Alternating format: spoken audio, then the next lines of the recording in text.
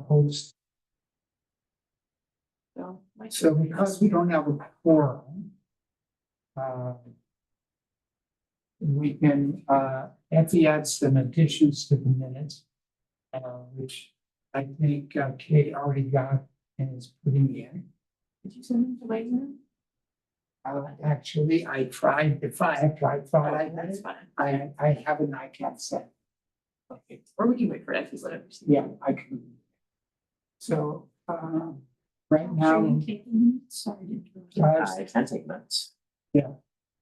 they might be quick and easy.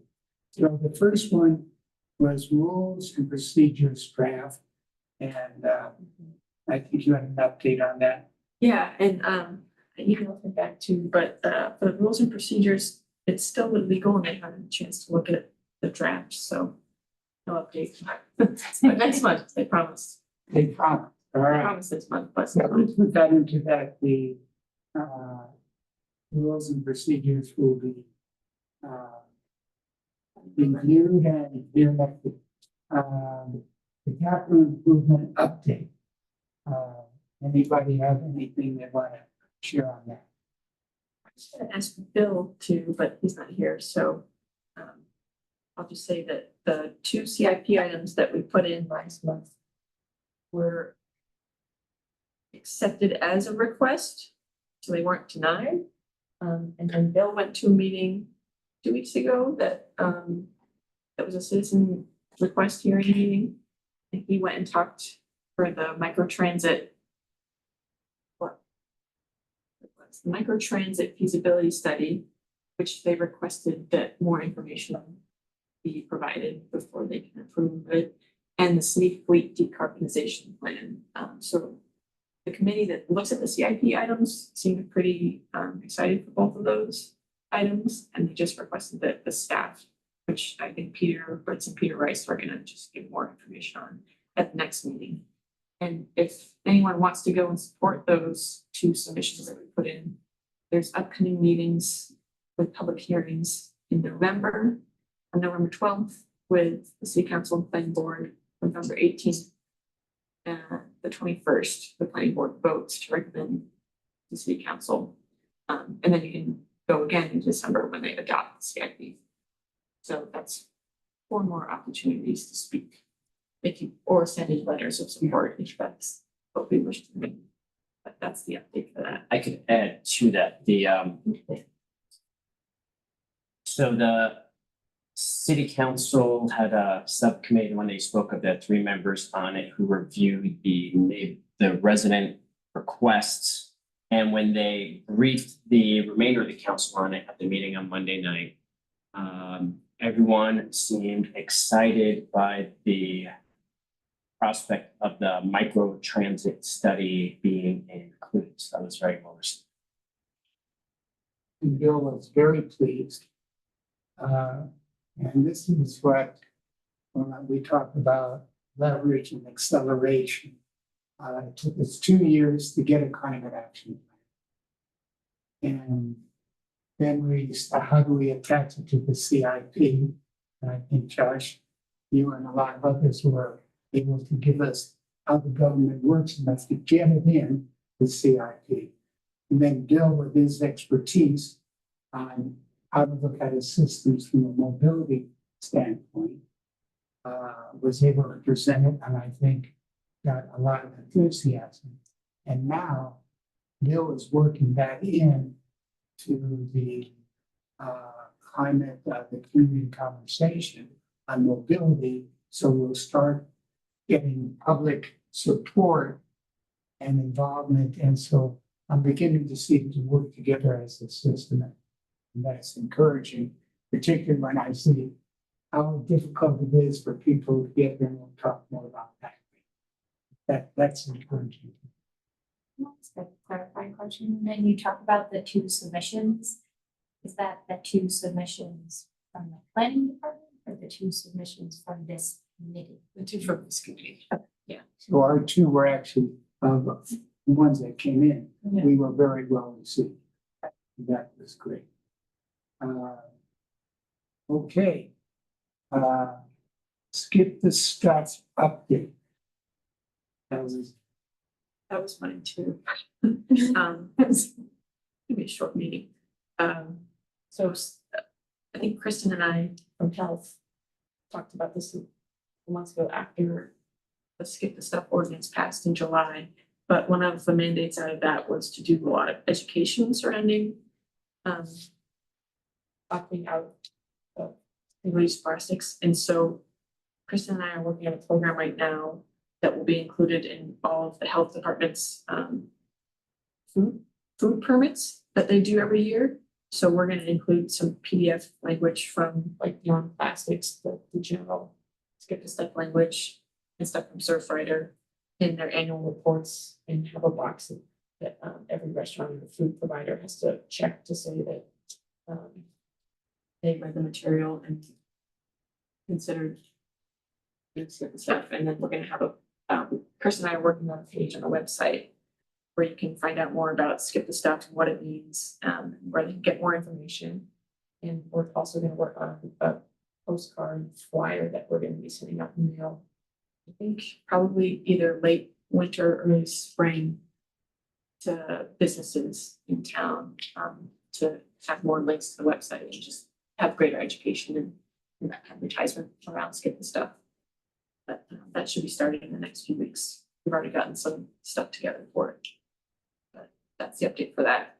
So Nice. stuff's happening. That's actually a big step seen out in 2000 and guessing it was 18, 19 that the city council passed the ordinance requiring composting and everything else and banning styrofoam containers. I went back and forth with the city manager, city staff, in particular the health department, saying, hey, this is simple, just add a box to your checklist when you do inspections. Yes or no, I'm sorry, that's all you need to do. And for years, I was in my head against the wall. So the fact that staff's actually Yeah, working on this is a huge. I don't know if like the software is easier now, but I guess they just signed a contract with some really easy reporting software where they just upload a PDF and it like adds to every food vendor's package, and like there's boxes they have to tick to get to the next page. And it's like super simplified software. So Chris is really excited to do it, and so is Kim, who's the head of Nice, So yeah, that's so that's good. Good. And they're really excited to start doing it. and are you familiar with Skip the Stuff? I believe if this was what was discussed previously, it's only providing silverware and cutlery when requested actively. Yes, yeah. And you know about what's, is it, Skip the Stuff is more generic program, or is this just, Oh, it's a national. that's what I think you Yeah. wanna tell us a number. So I don't know who initiated it. I think it was Surfrider, the Surfrider Foundation that originally initiated this, Skip This Stuff, but it's been a national push for a long time. And the intention is just to get restaurants that provide, well, really not just restaurants, but any place that provides plastic straws and utensils and single condiment, packaged condiments, instead of just automatically throwing them into the bag, that they are only given when patrons request them to help minimize the waste and the use of them and those kinds of things. So it's just really kind of shifting a little bit of a mindset. But there are a lot of, I shouldn't say a lot, there are several restaurants and eateries around here who already participate.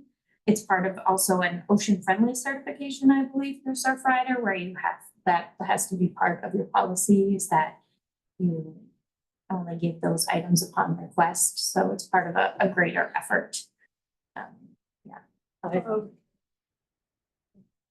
We just reduced our percentage of participants by at least 20%. Do you have a quorum? Not yet, but we got your item, we're waiting to try to see that. Thanks.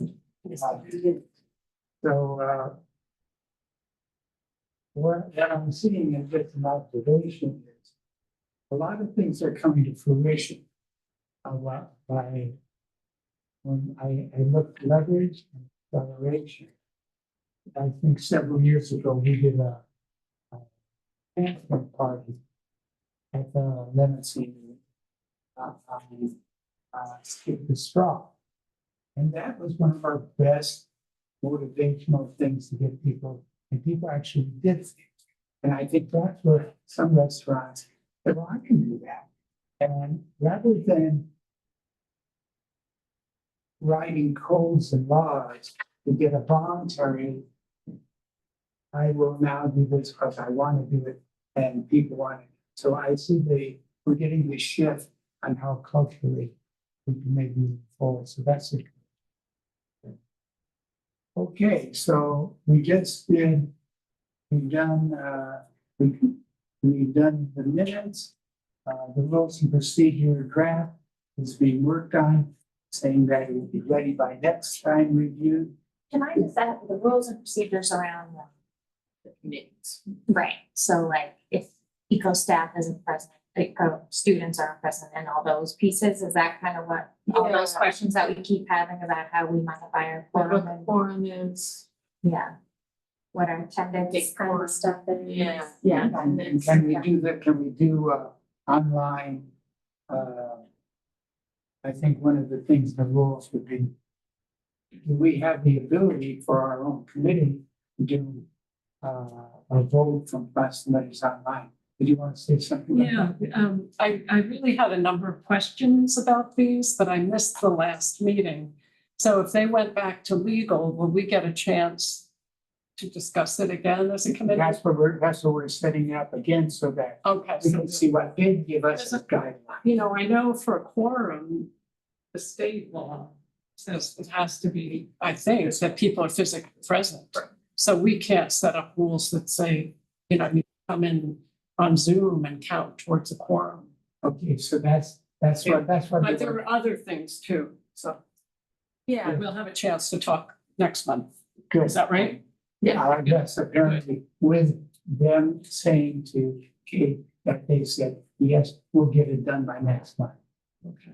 Have they said that before? Yeah. There's this, I think what the real thing about it going to legal is that all the committees have sort of standard way that the rules are written, that they want to make sure it follows.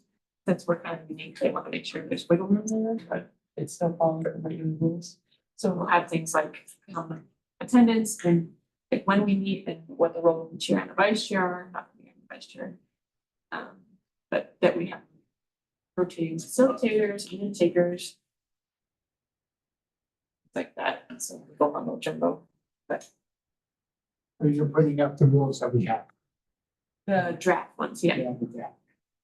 So I think it might have gone around last month.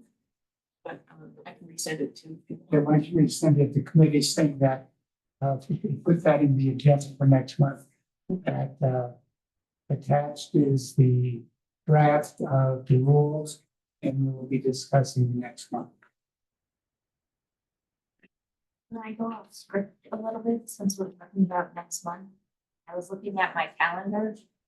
Could we modify dates for next month? Because the fourth Thursday next month is Thanksgiving. We did. And the fourth Thursday in December is the day after Christmas. I think we usually do that the week before. Get the November one to November 21st, but I didn't notice the one, so that is a great, you don't want to. Also Steve's birthday, so. Yeah, we can fix. November 21st and December 19th. 19th. That's how you.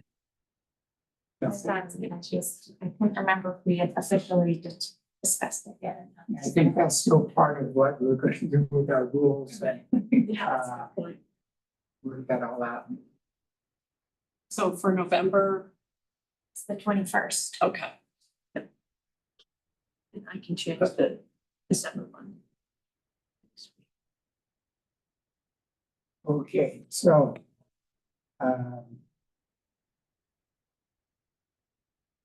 The next one I have that you put on committee website. Yeah, so the August meeting, we looked at it and thought it really, the web pages could be shorter and have more bullets. So I redid it after the August meeting and sent it to you and Peter, because there were also some city conventions about how things are written. What's capitalized, what's not. Yeah, right, that kind of thing, yeah. I don't use many capitals, as you've noticed. But I don't think the committee's voted on it yet. Thought we decided in August that we would vote. And then you would just submit. So We kind of Peter and I- pre-approved you to pre-approved, do it. yeah, okay, I think it was a vote. Okay. What's up? So We're good, right? Anything else on the website? No, that's great. Thank you, Abby, for your skill and your work. All right, whether the committee would like to co-host a community climate conversation. That was what Bill down there and I think we were saying yes, but we didn't have a quorum. But I think what we want to do, let me just put this out in general. And he'll probably speak better, but he's going to go see his two grandchildren.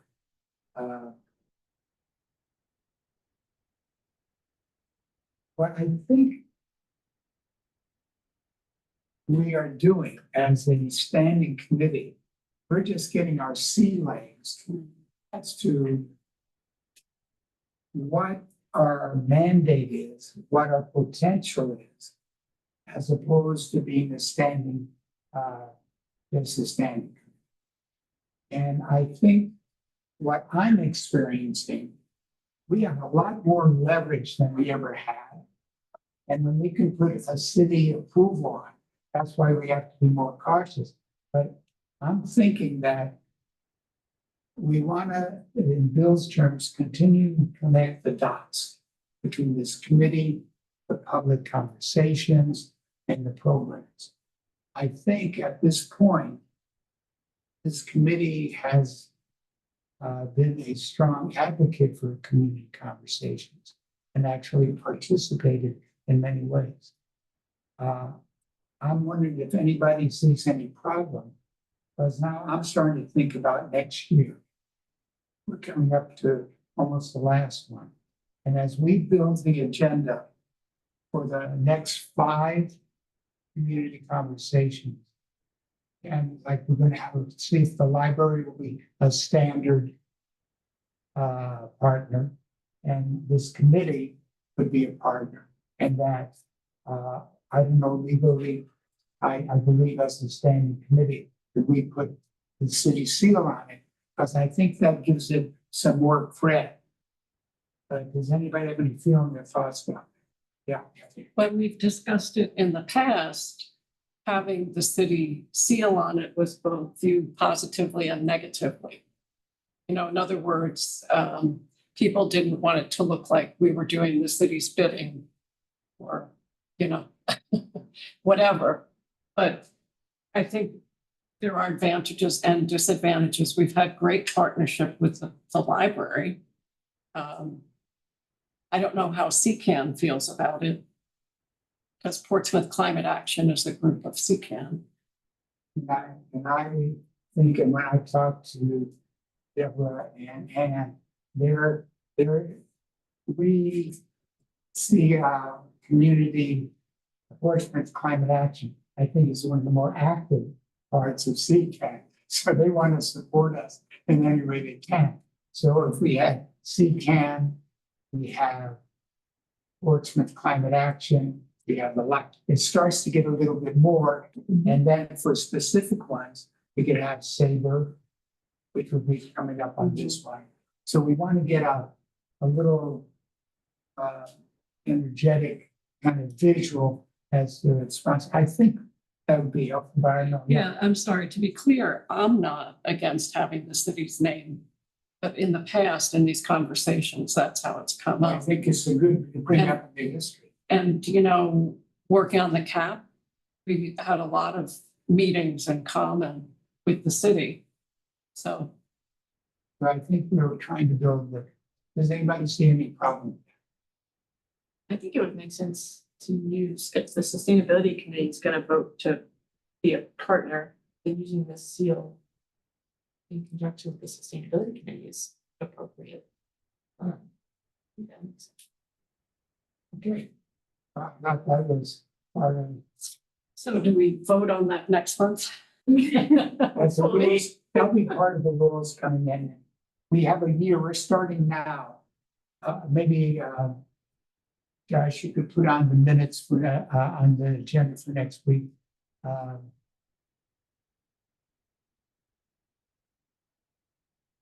2025 community conversations.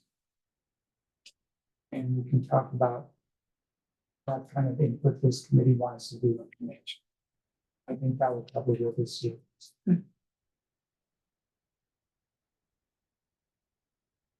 Okay, anything else?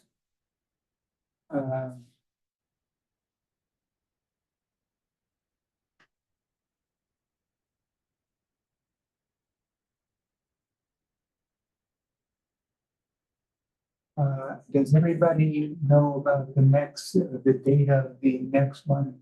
Mhm. It's December 7th, I believe, I think fifth. 5th. Well, it's only 2 days out. And it'll be in the Levinson.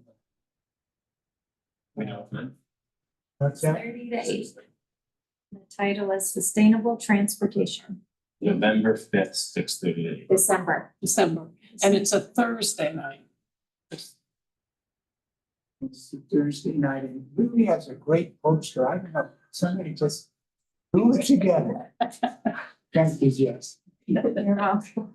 Staring at it right now. Did you get the website on it for them to register or the link for them to register? Or is that in process? No, that is on there through the library, so we are gonna try to do a Zoom option via the library this time, so that link is on the poster at this point, and Portsmouth Climate Action logo is on there with Seacoast Can, Portsmouth Public Library. That is my only comment. I think there's value in having the city seal on there. I think that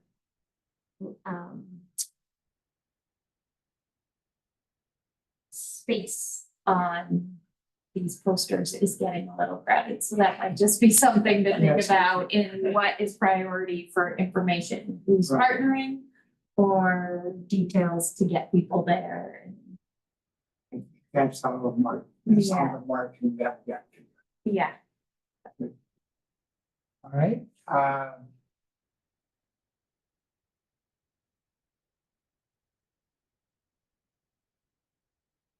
so we talked about right action status, that's still, I guess, That went in front of the city council at the last meeting. Yeah, so we can't sign the contract for Bright Action until the rest of the leftover climate action plan money is reallocated to that purpose. And then for the other things that we're spending on, so it had to go through city council, which will go November 17th, 18th? That's 18th. And it came up at the last meeting, and I guess we were just sending it back to city manager to bring back to us. Because we voted Oh, at the meeting on Monday night when it came up. We were gonna reallocate some of the ARPA funds specifically from the climate action plan, the $20,000 or so, to go to fund Bright Action for another year. And I spoke about how cool it would be that we'll have 4 electric bike chargers under solar canopies. And I'll be honest, I'll have to go back and I could check whether we approved it or whether we approved the city manager to bring it back to the next meeting. okay, on the action sheet this week, it did say I can a check that. public hearing. Okay, so we Is sent in it to a public November. hearing. Yes, we voted for a public hearing November 18th, so we could reallocate the ARPA funds to go towards that. Thank you So for later pointing on. out. I didn't know that was. This is all And the money has to be spent this year, is that right by the end of the calendar year. right? We're almost there. Last one. Right. okay.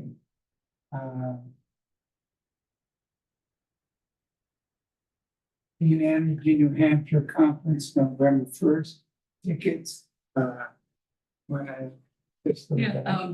So I have a membership with Clean Energy New Hampshire, but I don't get a free ticket to the conference. It's not a high enough level. And the city gets 2 tickets, I believe.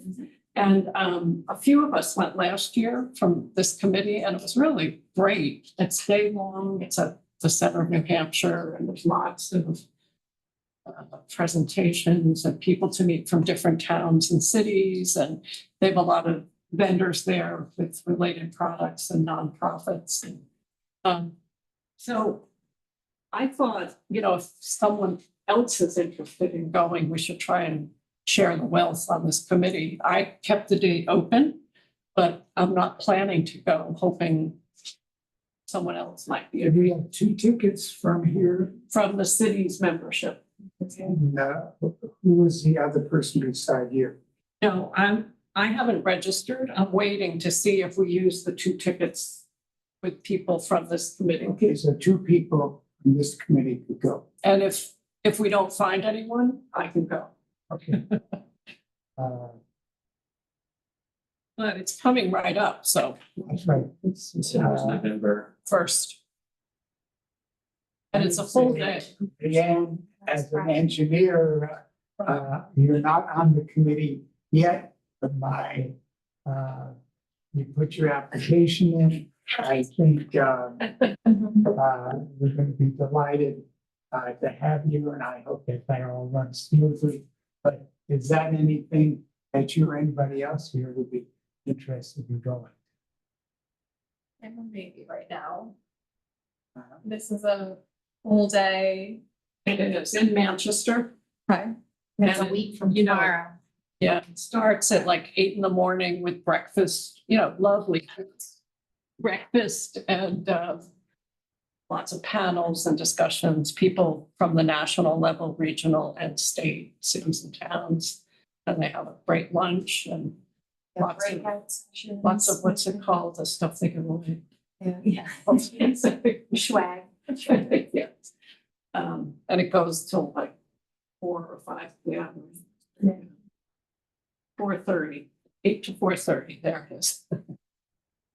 I'll have to see if that would work with my work schedule. But I can get back to you.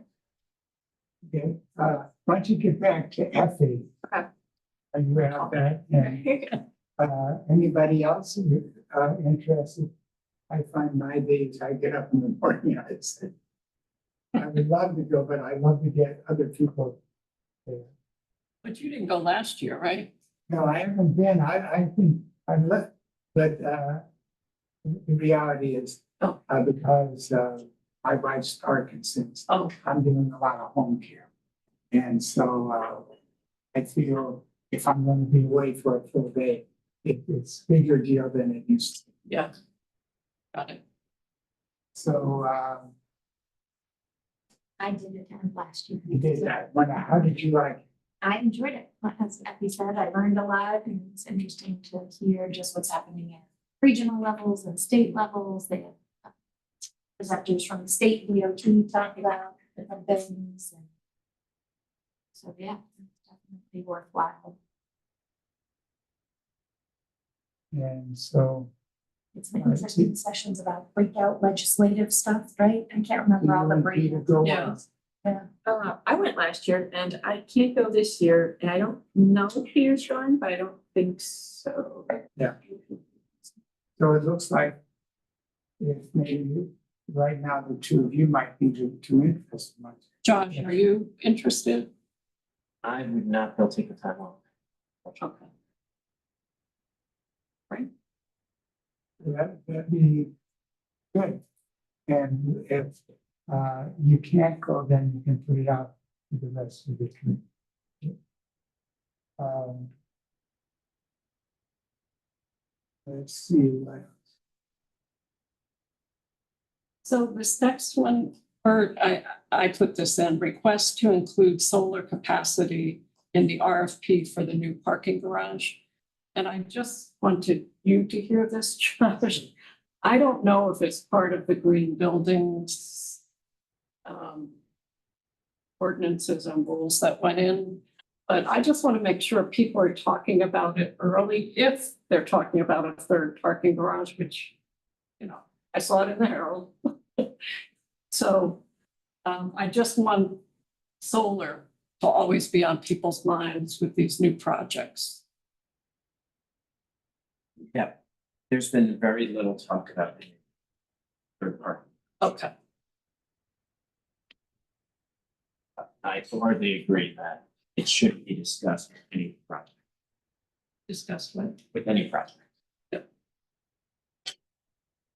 Parking garage. I mean, there are so many buildings, that industrial park behind Market Basket, and they all have flat roofs. Yeah, But the city doesn't own it. Oh, that's why but they could do it. they could do it. They have, Yeah. right?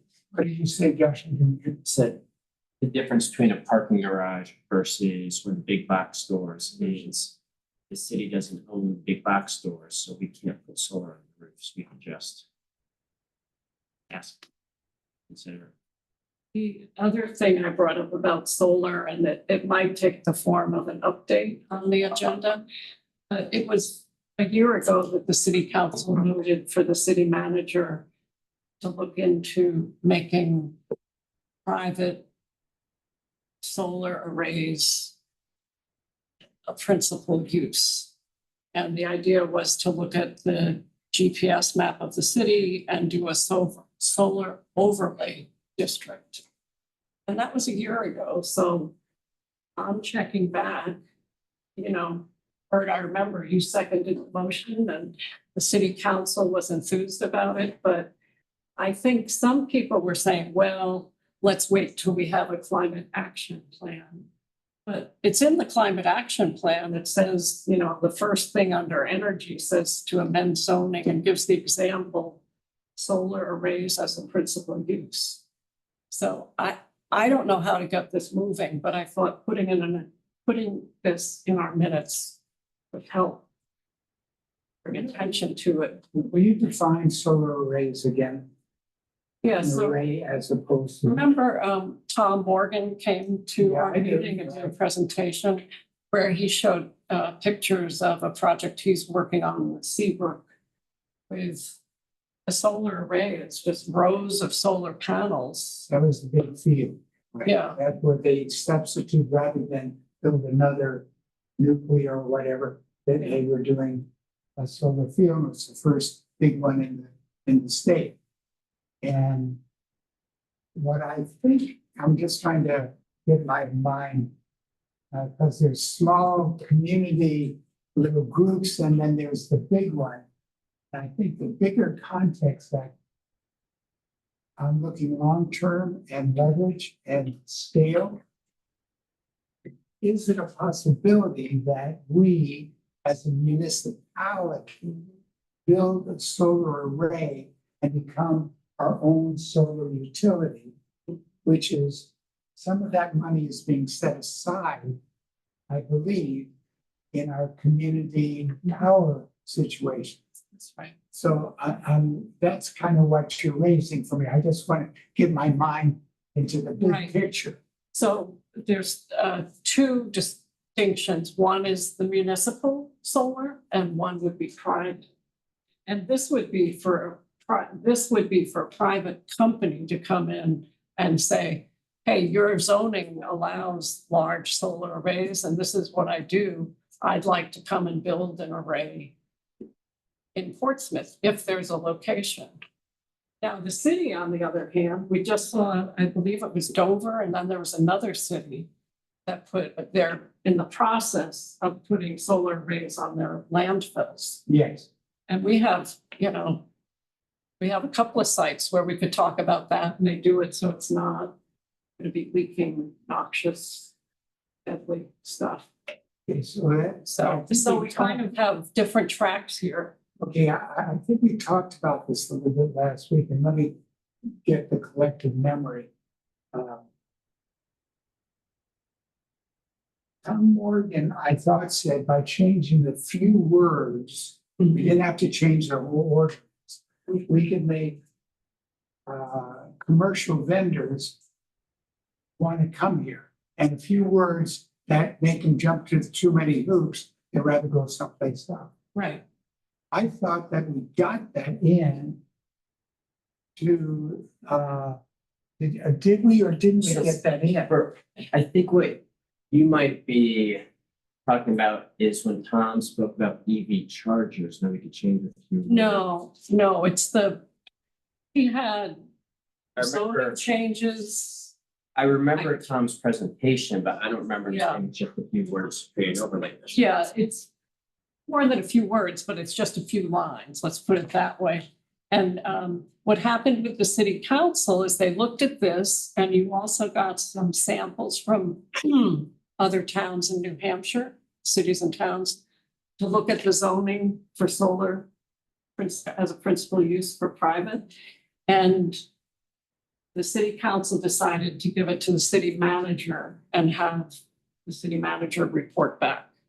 I didn't remember it just being a few lines. Yeah, and the few words were so that you could take a parking space and put your, if, say, Walmart wanted to put. Well, that was the EV. Yeah, that was the EV chargers. That was the EV charger one, that was, so we did that, so you're asking where we're at in terms of solar arrays. And you want that to, what are the actions we want to do or where we want to go? Well, I think the city council needs to ask for a report back from the city manager, especially given where it's the first action in the energy section of the cap. I read from this to you, RE1, amend solar. I don't have it all here, and gave an example, solar arrays as a principal use. But, it's been a while.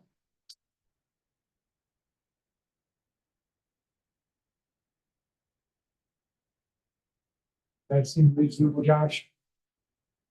Yeah, if you could send me a specific kind of action plan that it lines up with action items. It's Strategy. RE1. You can send that to me, I think it's not in front of me. I'm sorry. If you could, it's RE1. And it was at our meeting, October 26th, so that's pretty much a year ago. That I made a motion that Bert seconded to recommend the city council consider introducing zoning changes that allow large-scale solar investment.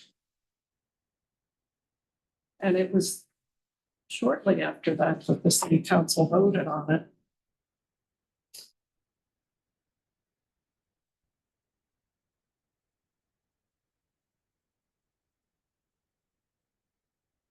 May have gotten pushed back when they were doing a lot of HTC solar back and forth. Maybe. Fell through the cracks with that. Now that was pretty front and center. I can't remember it correctly, so I'll have to ask Peter. When the city council looked at it, it seemed a little more complicated than Tom thought it was. Like the definitions needed changing. It wasn't just the solar overlay districts. So that's why it went to the city manager, who would most likely give it to planning, right, Kate? I mean, I don't know if you've seen it. I'm guessing, but maybe Peter has. Yeah. I don't know. But we were working on Soul Smart for a while on getting that, but and then had to pause because everything was going down HTC. But I can ask Peter for an update if he's heard anything about it, or if the city manager has said anything about where that is. And Josh, I can give you some of these references if that helps, but I'd love the city council to follow up on that. Yeah, if you want to send me the references, that would be useful. I'll go back and look for the motion that I made. City manager.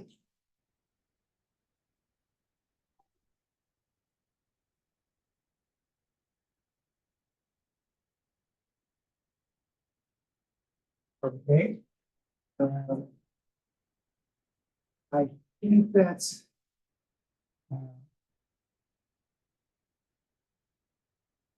We have some other items and then a couple of things that are on the agenda. I think we could bring up the last one, is an update on community engagement committee.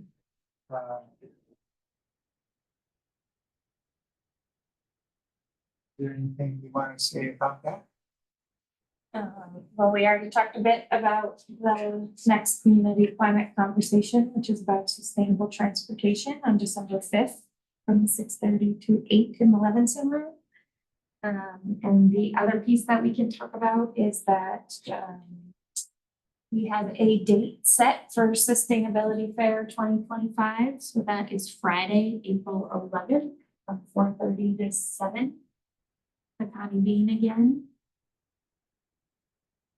The team or committee who's helping to organize just met this week, so we're sort of constructing an outline and again, hoping that it's interactive and exhibitors bring things to engage.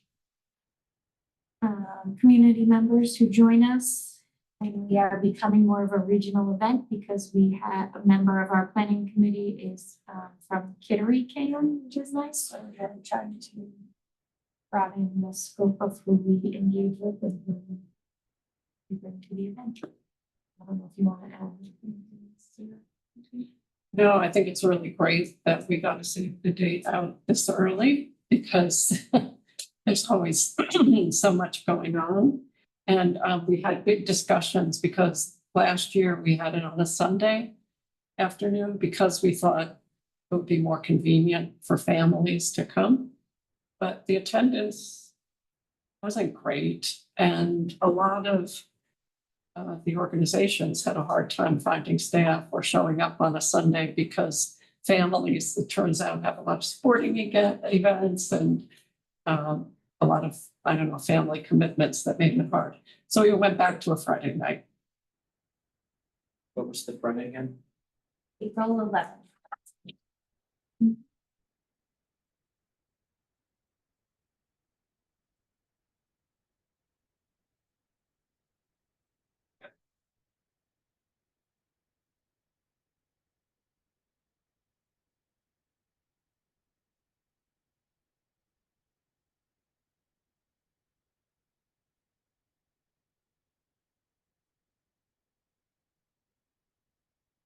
So that's the last official item.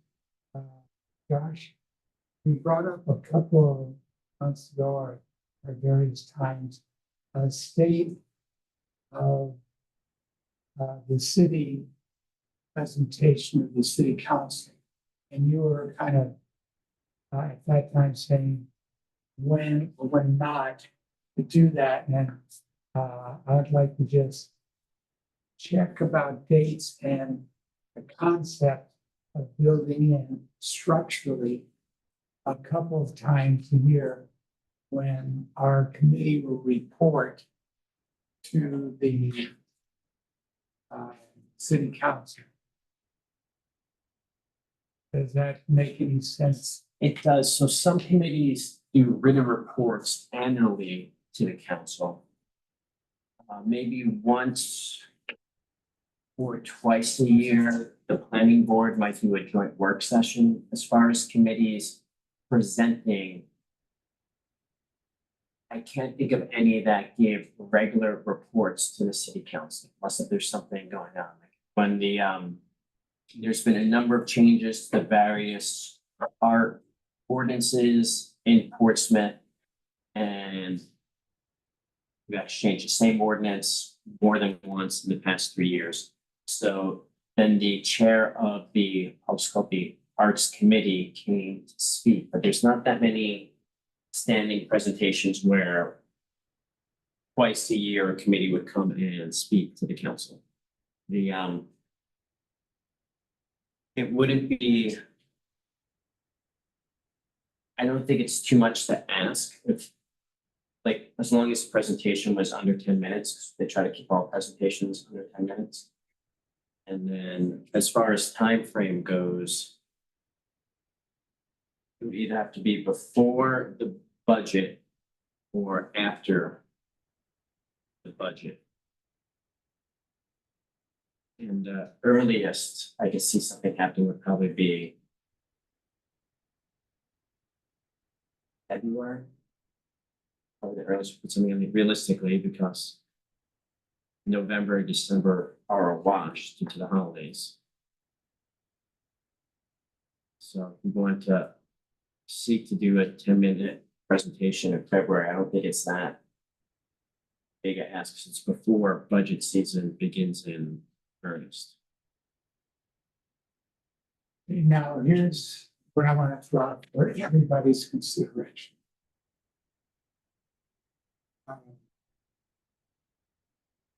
This is just an idea I have. I go to bed with it at night, I wake up with it. I'm thinking for most things that I'm doing in public realm, I'm thinking of, I wish I had a board so I could write it down. But I'm thinking of, I tried, I think it was 5 words, but I came up with 7. And I just helped put them on a slide. You could get. The words are existential, urgent, scale, leverage,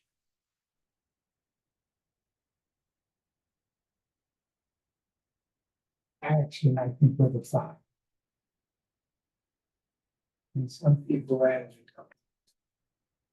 Now, what do I say about it? Do those words have any meaning to you as a context for where we are at now and where the mandate of our committee lies? Existential, urgent. Oh, we had acceleration in there. Leverage. 5 you originally gave me were urgency, existential, scale, accelerate, and action. Yeah. Those were your original 5. Yeah, and I put, did I have urgency there? Yep. Okay, so speaking of those 5 words, are they a context for what we're doing? And the reason I bring it up is when I read, well, let me just say, what do those words mean to you? I'm just going to go around. Is there any word in there that has any particular meaning, or would you add anything? I'm just gonna, and what is it, when I say that stuff, what does it do to you, Rhea?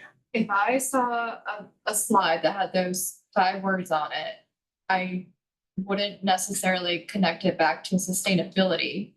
But if I knew there was a sustainability committee that was advertising the words existential, urgent, accelerate, action, scale, I would have a sense of what the goals and mission of the committee was. Okay, Josh, does it mean anything to you? Makes me think of climate change.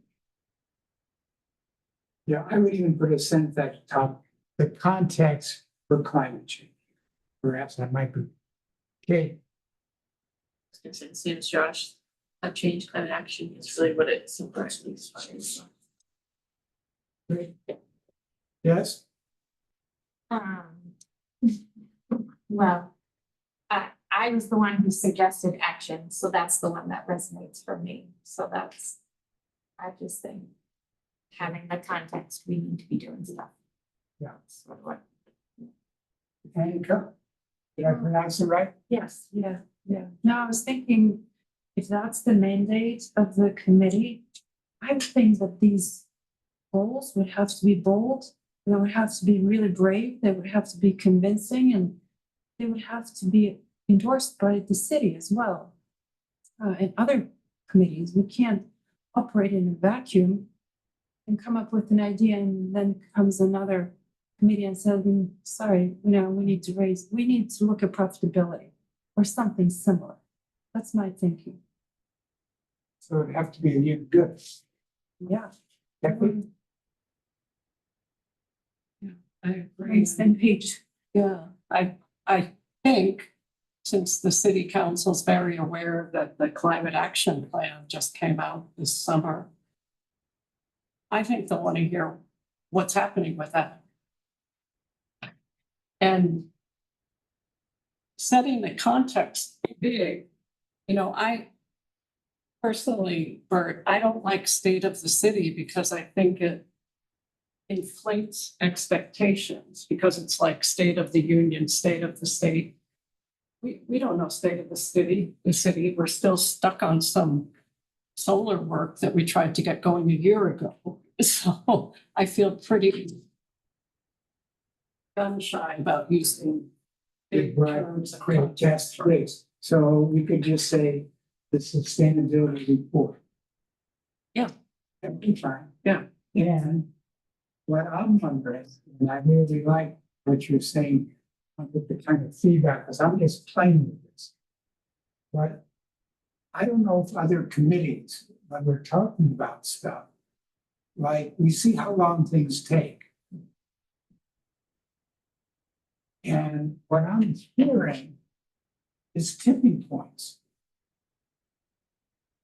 And I don't know if any other committee or anybody else is talking about tipping.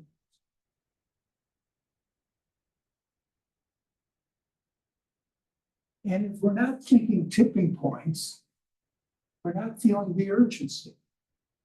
And if we don't feel the urgency, we'll say, oh, we'll take a year to get this away. Okay.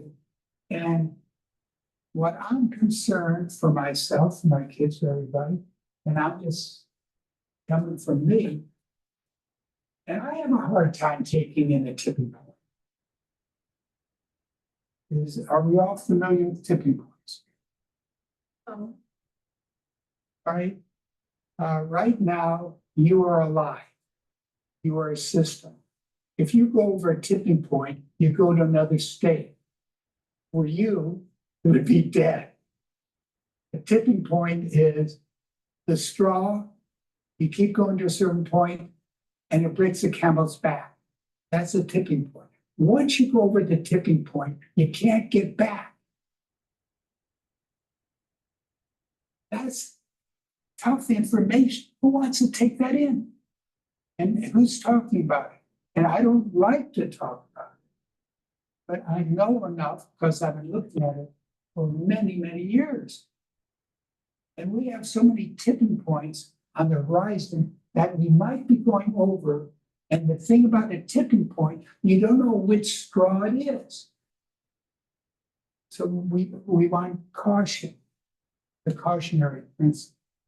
And that's why to take this in, when I say urgency, I think it has some different meaning for me. And when I would say giving a report to the council, I would say we just set that up so we start this kind of dialogue. But then we get to specifics. We say, all right, we made 2 recommendations to the council. We're grateful. How are they coming along? And that's the micro. I mean, we have lots of actions. I love the fact that we have actions, but I'm wondering whether it's useful or it's too scary or it's too woo-woo to start with a big context for whatever we do. Because I'm thinking, I would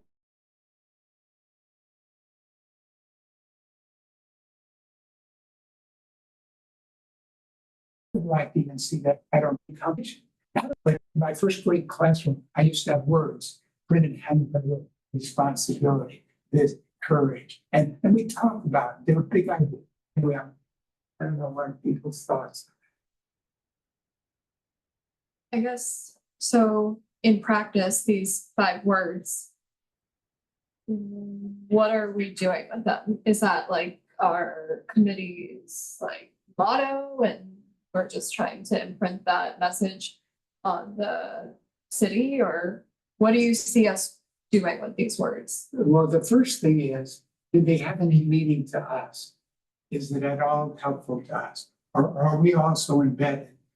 Do we feel that kind of, the reason I come here and spend my time, I am looking to leverage and scale whatever I can do. So if I'm putting my time, I'm not gonna put it in to something that I don't think is gonna scale or leverage or have. I wanna be helpful. And so I think we have to have a deep value to why do we come here now? Why did you come here tonight? Al? To hopefully here are some actionable items that we can take. I think everybody wants to be empowered. I want to be empowered to do things that I truly will be helpful. However, I also want to do things that aren't going to just make me feel good. Because I was looking at a presentation yesterday. And plastics, one woman was very heavily into plastic. But in terms of our carbon footprint, they're way, way down on the list. I was gonna argue that fact, but Okay. that's another discussion for another time. Yeah, and not in terms of health, not in terms of, No, and not in terms the plastic industry is the fifth largest emitter of greenhouse gas emissions behind countries. yeah. So as an industry, they are a huge so- emitter of greenhouse gas And emissions. this is the discussion we have to have. But the thing that they brought up in terms of individuals and communities, the two top things were food waste and plant-based diet. And so people could think about getting an electric car or change your diet. So I'm trying to say, I'm looking at this stuff. I certainly don't, I'm not a scientist, I don't have it, but I like to see people start thinking about it in terms of not, some people are really sustainable, are thinking in 20 years, 25 years. I don't think so I think we need to, anyway, So as you talk, some of the things that come up for me, and you ask that question, are other committees talking about these things? And so my reference point is Conservation Commission, right? We are not necessarily using those words, but when we are offering our recommendations or our considerations for people who are doing work, we are saying, you really should think about doing these things because those 100-year storms are now happening multiple times a year. So we are offering actions and recommendations first, and then saying, this is why it's critical that you need to start doing this stuff.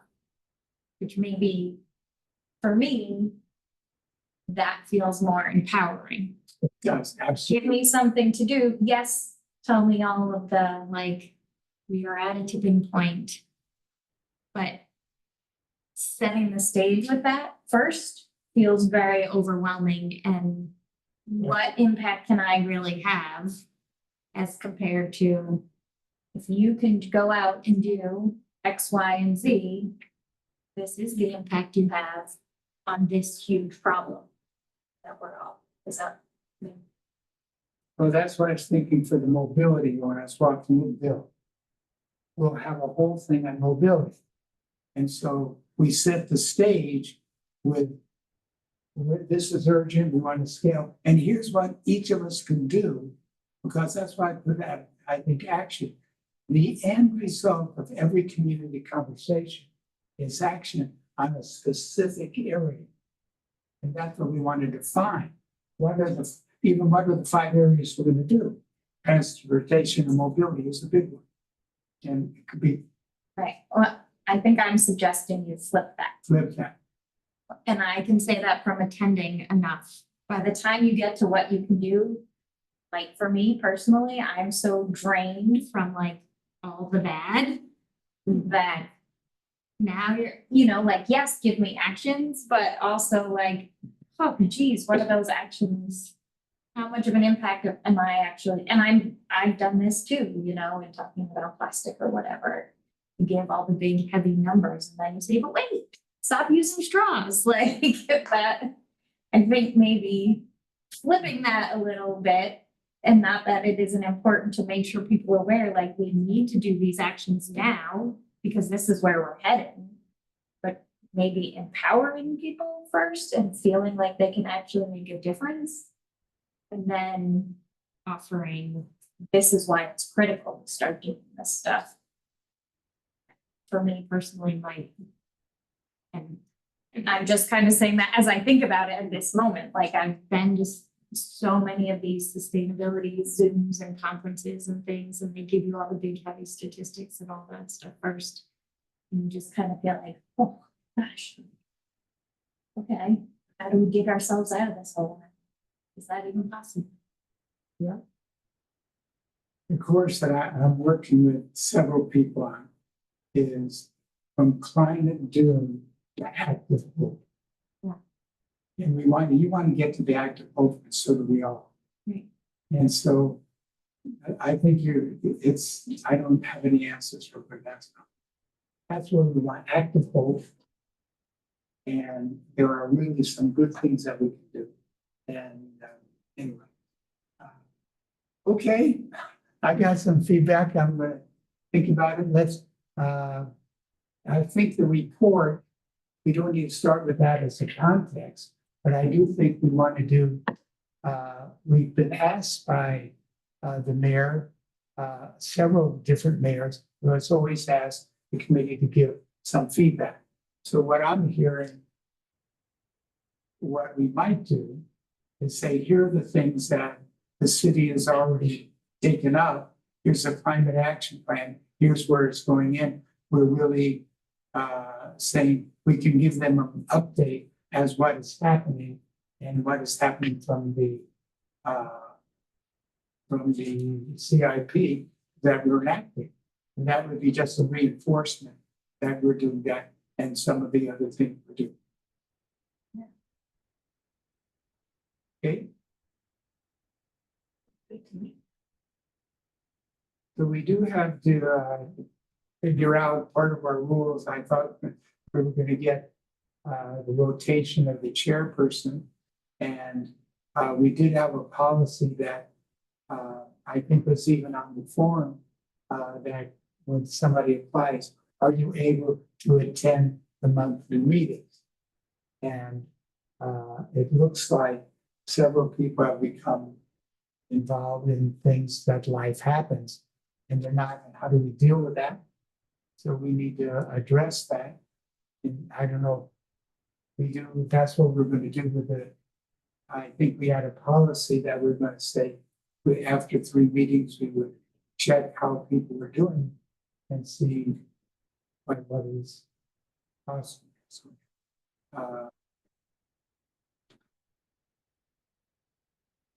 we have for next meeting, Josh, normally the person who takes notes facilitates, but you facilitate The last. last meeting. So,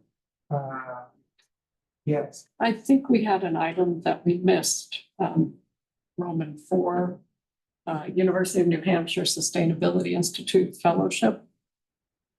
And it's got a deadline for applying of November 1st. So I thought it'd be good to talk about here tonight. And I know Kate and Peter are thinking about it. But, you know, I've had interns in my work, and it's work to have an intern. It's not all free. But I wondered about with the climate action plan, if we could carve a piece of that and have a fellow work on it. It's like 400 hours over the summer that we would get a UNH just Sustainability Institute student. I was thinking the greenhouse gas inventory, it refers somewhat generally in the plan to doing it frequently without saying what the cadence should be. And it says improved or expanded in subsequent years, which we'd be ready for. So I don't know, you know, one of the climate action plans that we all looked at some years back was from Concord, New Hampshire, not the one from Concord, Mass. And it was done by UNH Sustainability Fellow, and it was really good. So I don't know if that's something we could pitch. But I think it has to come from the city, but I think given that we have this climate action plan that just came out, we're in a position to get one. Interns from UNH work on that in past years. Do the greenhouse gas inventory go around. We had them before, go around, check trash and recycling. Before that, you get a percentage of trash versus recycling versus. And I think we could refer the fellow to the Concord, New Hampshire one, because the one from Portsmouth was weaker. The greenhouse gas inventory. Yeah, from years before. I don't know what year it was, 2018 or. We've done 2 or 3 of them with interns, work with Peter. Before Kate was here. It would really be up to the planning department and, you know, they would have to do the application and the supervision of this student. It would be over the summer of 2025. Yeah, Peter and I talked about it, and if we did do it, we'd get it for a greenhouse gas inventory update. Oh, really? But we don't have money in the budget for it because you have to. I think the minimum for the match is around 7,000 for the intern. Well, they said, it was a little bit squishy. They said you could apply and seek funding. Yeah, but that, And I read it quickly, but it wasn't a firm because it said 8,000 to 9,500. I thought, oh, it's gone up since I was there. but then there was something about other funding. The other thing that we have an issue with is that we don't have any office space for an intern next summer because we're moving around offices and things are rearranging in the planning department. But we also didn't apply because we were hoping to get an intern for the spring to work on conservation lands. But that was a grant that wasn't achieved. So we didn't apply for this, but we also don't have funding, so. And that's where we kind of landed, is that we'll probably apply for it next year for 2026. So that means we won't have a greenhouse gas inventory. So Peter and I were actually thinking of trying to find small grants in the spring to hire someone or to hire, so the company, one of the companies that did the CAT VHB has offered to do the greenhouse gas inventory update, because they use Safely software, which we're gonna go back to because sign map was really rough. But if not through them, then Peter and I are gonna look for small grants to hire elsewhere and either get an intern or a professional to do it, because when I did it in 2021, I did not do a great job, so. And I had no training, so we're really looking for very good inventory. Well, and it's been improving Yeah, over time and the field has been improving. We acknowledge that for sure.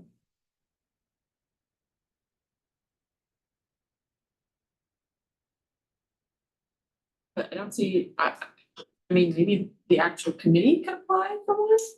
I don't know how that would work, but that might be an option too. Of course, we can.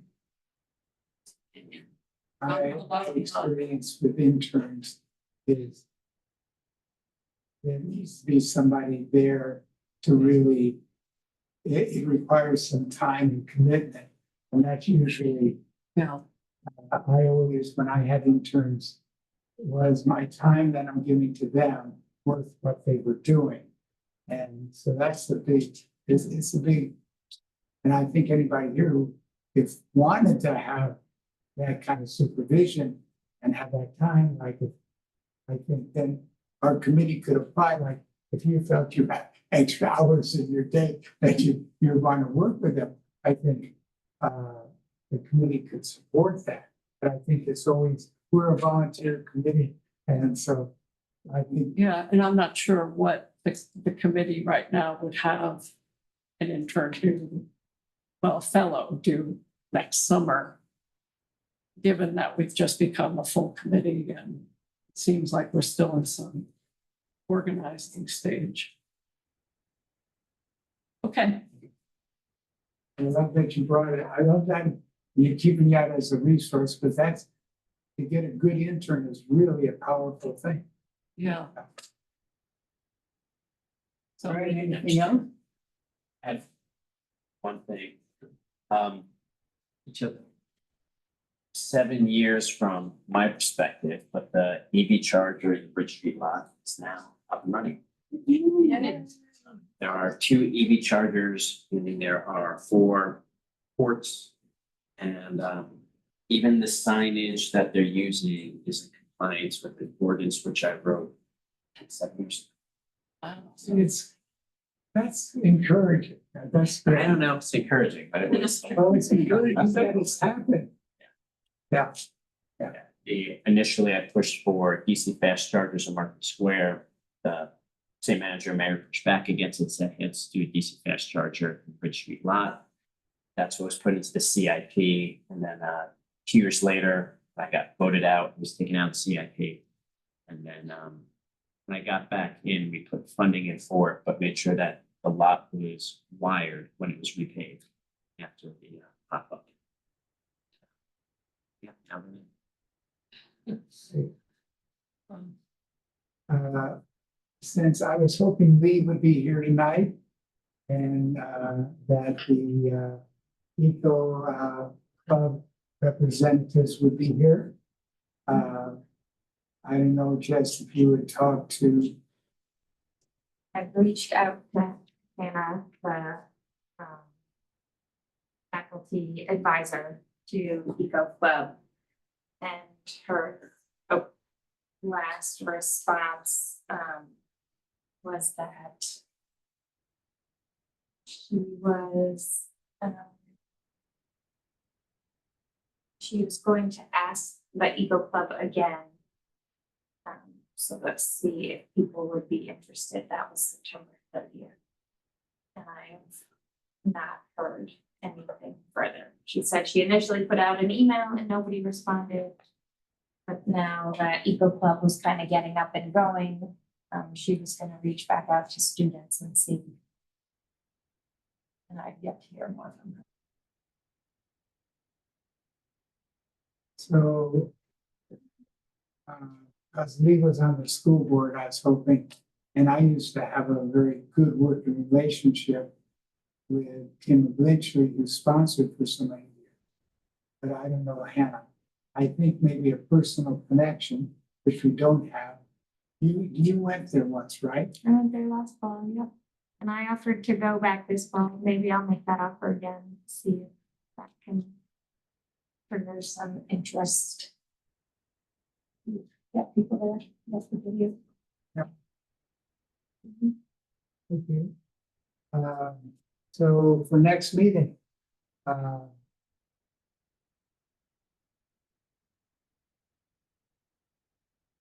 we can fall back to a, facilitation, if we don't have enough people here to rotate. We could just say each meeting for now, we get what we want to do.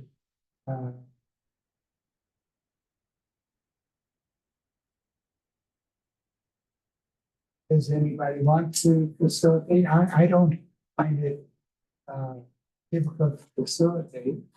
Taking notes is not my forte, so. Does anybody like to facilitate next meeting?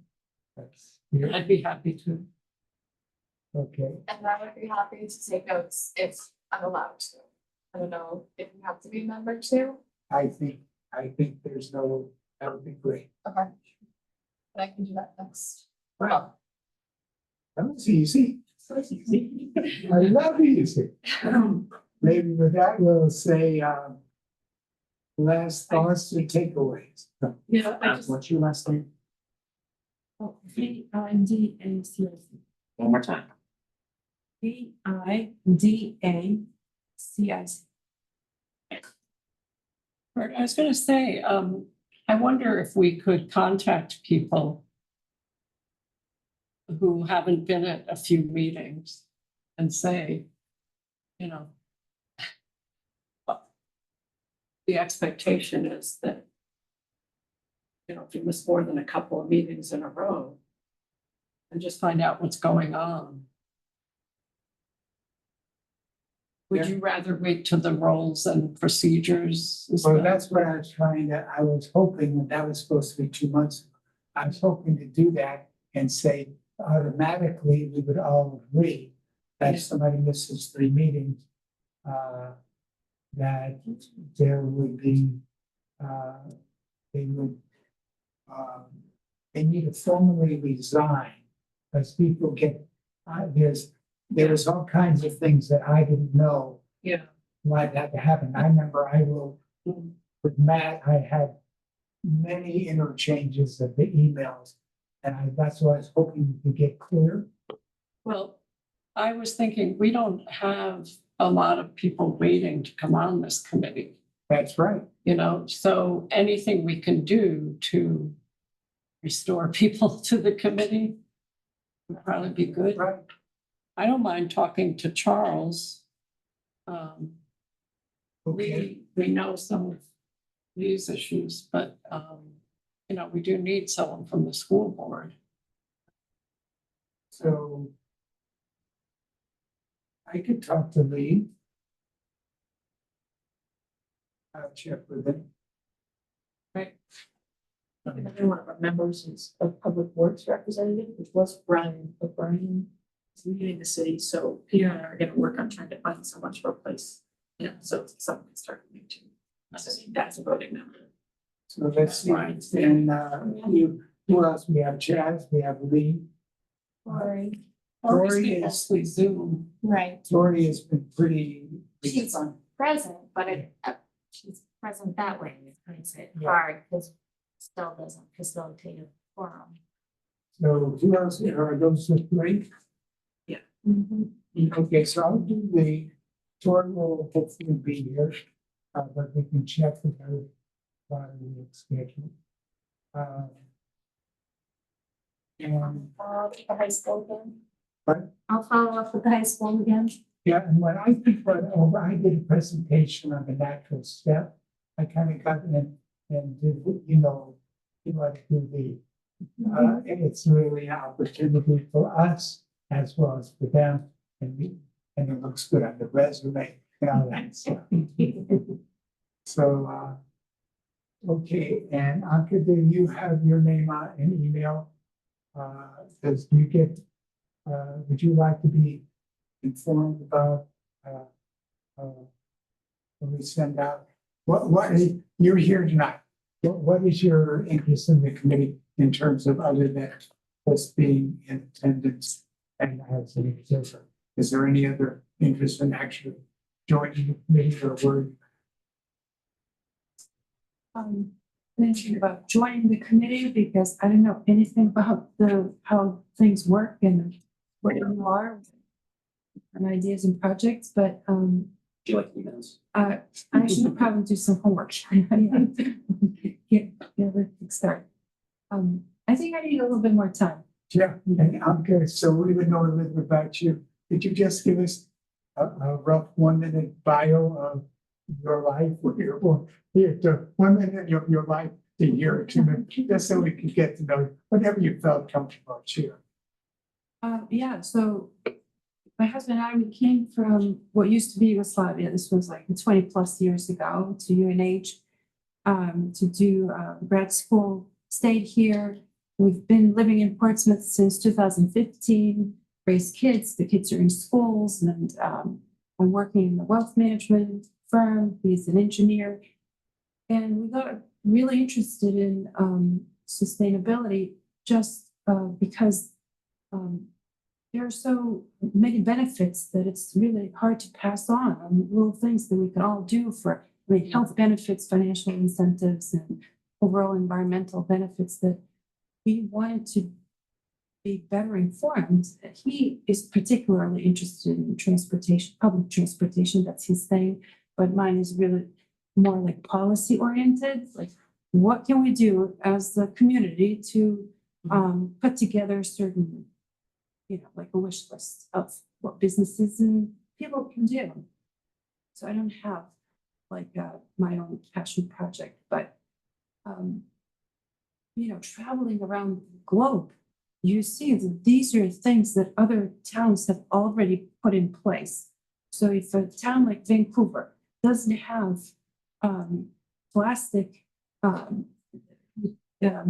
forks and knives for takeout, why can't Portsmouth do the same thing? Why is it so difficult here? I'm just curious. That's why I'm coming here, to see what are the roadblocks that we face. Why is it taking 7 years to put together 2 EV chargers? I'm always curious.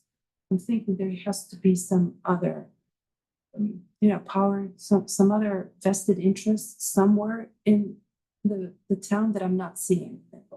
Part of the simple answer is the way our state constitution is set up, the city can only do things that state law says we can do. Like we can only have recycling in Portsmouth because there's a law that says municipalities are allowed to have recycling. Like when I tried banning plastic shopping bags, the legal argument against it was there was no clear statute that said you can ban plastic shopping bags. Likewise, there's no statute that says cities can tell restaurants and businesses they can't hand out plastic forks and knives. So we can encourage it. That's what we're pushing to do. The city passed the policy, but we can't pass an ordinance without it being potentially challenged in court and unenforceable, just based on the way how New Hampshire's constitution set up.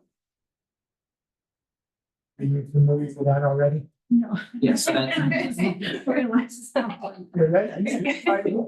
Massachusetts is the opposite. Yeah, Massachusetts, they can do anything that, Massachusetts, everything is on the municipal level except what they give to the state. In here, everything's at the state except what they give to the municipality. as far as powers go. But So as far as powers go. yeah, so somebody who knows policy, when I think about acceleration and scaling, I don't know policy, but if you know policy, a big accelerator and leverage would it be if we got the state to change the law, and this committee could go up and say, Portsmouth would like to do this, here's why it's doing it, can we get the legislature? So we could be initiating stuff at the state that would not only help us, but every municipality. So why don't we talk to our senators and representatives in the House? That's why I want you on the committee, so you can go off and talk. The other part is this. Just learn to say, Yeah, we have yeah. a little No, bit. so what I'm gonna make a little bit decision. Each one of us here has a huge fight. I know everybody here is so. We're like everybody else in this culture. Stuff is coming at us faster than we can deal with it most days. And we have to sort through what we want to do. And that's why I want that framework for myself. I don't want to do things anymore that are going to be just feel. I want to get the things that take hold. And we're volunteer. Can you believe we're meeting once a month as a volunteer committee? And we have Kate, who works supposedly 40 hours a week as an assistant to Peter, who works supposedly 40 hours a week. And so that's the nature of it, that we're all doing what we can with what we got. And so I don't know if that. And so none of us has the answers. I've been teaching this stuff for 30 years. I taught sustainability. I taught